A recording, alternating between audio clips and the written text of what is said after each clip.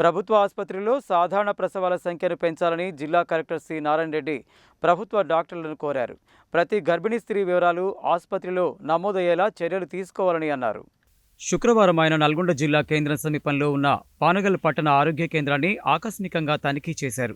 ఆసుపత్రిలోని మందులను, అటెండెన్స్ రిజిస్టర్ను, సౌకర్యాలను, out patient, inpatient రిజిస్టర్లు, స్టాక్ రిజిస్టర్, వార్డులను ఆయన పరిశీలించారు.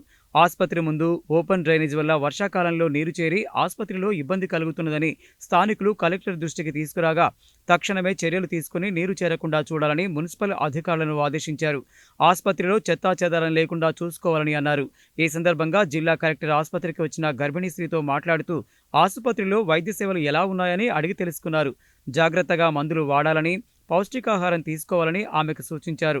ఈ సందర్భంగా ఆయన ఆసుపత్రి వైద్యులతో మాట్లాడుతూ ప్రభుత్వ ఆసుపత్రుల్లో సాధారణ ప్రసవాల సంఖ్యను పెంచాలని, అలాగే ప్రతి గర్భిణీ స్త్రీ నమోదయ్యేలా చర్యలు తీసుకోవాలని అన్నారు. అన్ని ప్రభుత్వ కార్యాలయాలు, సంస్థలలో గత 2 రోజులుగా ప్రత్యేక పరిశుభ్రత కార్యక్రమాన్ని చేపట్టడం జరిగిందని, అందువల్ల ఆసుపత్రి పరిసరాల్లో సైతం చెత్త చెదారాన్ని తీసివేయడం, ముళ్ల పొదల్ని తొలగించడం, పిచ్చి మొక్కలను తొలగించాలని ఆదేశించారు.